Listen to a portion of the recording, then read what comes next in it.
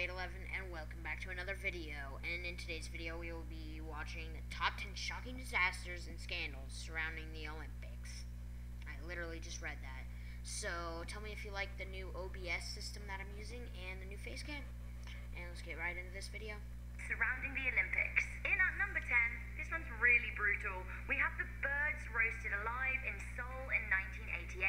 So we all love a good Olympic spectacle, so it makes sense that the idea of releasing a flock of white doves would be a lovely aesthetic idea for an Olympic opening ceremony. What better a symbol of peace than a dove, especially in the then turbulent South Korea? Unfortunately, things did not go quite to plan, as dozens of doves were released at the Seoul Olympic Stadium. Now, instead of flying off into the skyline as they were supposed to, they flew to sit on the Olympic cauldron. Yep, we all know where this is going. The doves thought, hey, this is going to be an excellent perch, but big mistake. The cauldron was then lit regardless of the doves, and they burned alive. Yep, they absolutely burned alive on live television and in front of tens of thousands of concerned onlookers in the stadium. Why? In at number 9, we have New Zealand's Jiu-Jitsu Olympian kidnapped by police in Brazil 16. By In police? July 2016, Jiu-Jitsu Olympian Jason Lee was pulled over by police and fined around $600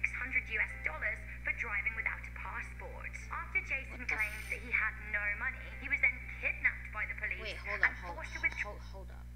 I know I'm only 13, but is that a rule, driving without a passport?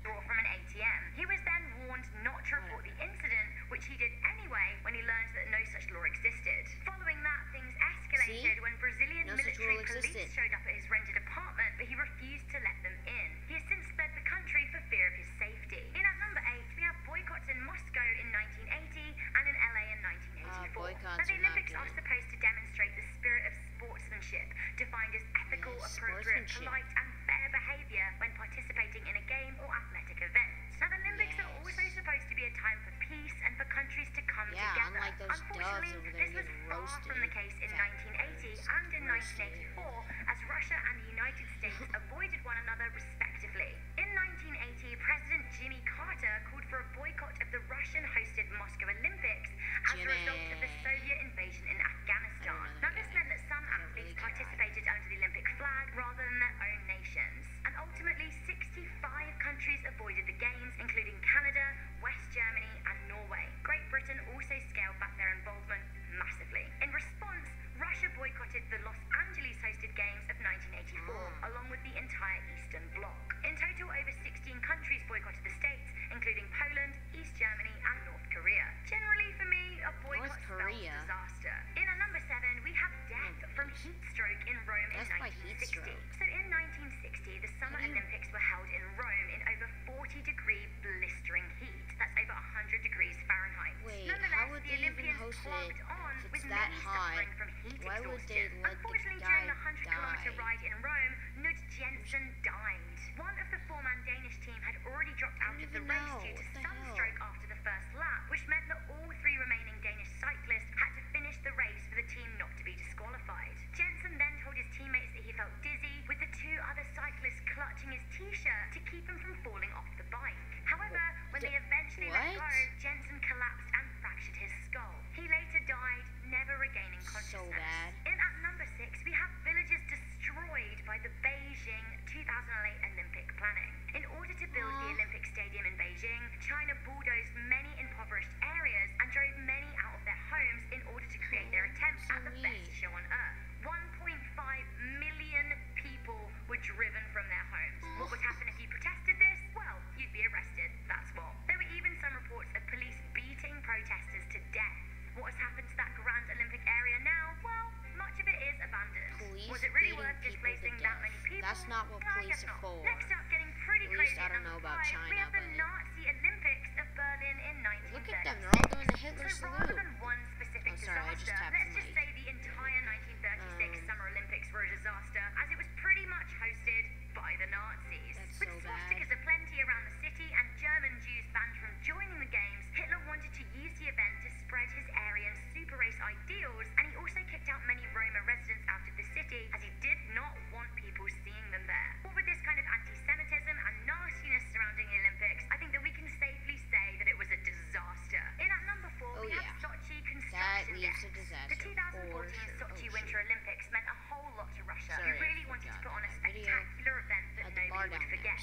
Unfortunately, in their enthusiasm to build a spectacular stadium and Olympic village, working standards fell very short. Now, this cost the lives of many construction workers. So for the Olympic building project, which was a much smaller scale than that of London in 2012, Russia suspended labour workers' rights, effectively meaning that they had none whilst they were working on this construction project. Now, this led to really poor working standards, with over 60 workers reported dead, compared with 0 dead in the much bigger London Olympics. This was also just the tip of the iceberg. These were the people that were reported dead, with many protesters suggesting that illegal workers from surrounding countries, such as Uzbekistan, were also killed, but their deaths were hushed up. Getting really nasty from here on out, at number 3 we have the Centennial Park bombing in Atlanta in 1996. In Atlanta in 1996, 5 years before 9/11, Olympic organisers failed to foil a terror plot by an insane right-wing Christian fundamentalist. Eric Robert Rudolph planted the largest pipe bomb in then American history at the Centennial Olympic Park.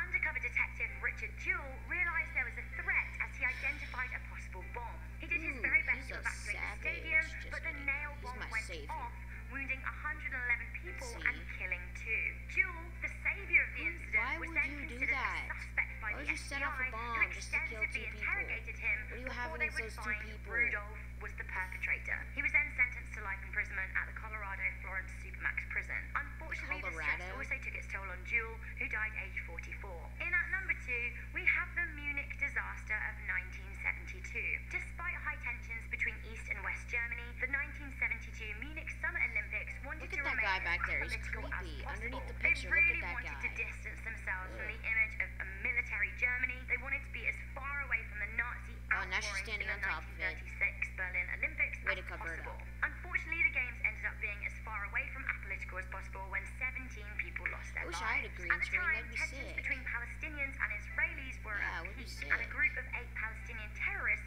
decided to enact terror at the games.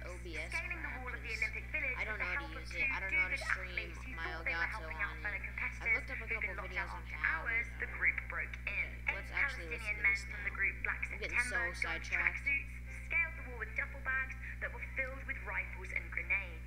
Using intel from West German neo-Nazis, they snuck into the ground floor apartments of the Israeli Olympic teams. They then proceeded to take hostages with the hope of negotiating the release of prisoners in Israel. Those taken hostage were mainly wrestlers and weightlifters, but their strength could not help them as they were surprised while they were sleeping. The Israeli government refused to negotiate with the terrorists, and a botched rescue from the German police went horribly wrong. Now, this resulted in the death of all 11 hostages, 1 police officer, and a number of the terrorists, some of which, by the way, got away. Okay, so we have reached that point where we're going to discuss the biggest disaster to befall the Olympic Games, and sadly, not many people even know about this.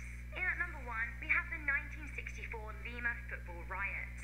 Lima hosted a football qualifying game prior to the 1964 Tokyo Olympics, with Argentina playing Peru. Argentina scored first, and then a would-be equalising goal was disallowed for Peru, leading to a pitch invasion. The Peruvian police deployed tear gas to try and stop the rioters, but this made matters even worse as rioters tried to flee the ground, creating a crush. Many fans tried to escape through a tunnel down a staircase onto the street. However, the shutters that led into the street were closed. This wasn't visible to those at the back of the bush, so the crowd surged forward to try and escape the tear gas, which meant crushing many bodies against the shutters. 328 people died from asphyxiation and hemorrhaging, making it the worst disaster in footballing history and the event with the highest death toll in all Olympic Games. So guys, kind of a sad one.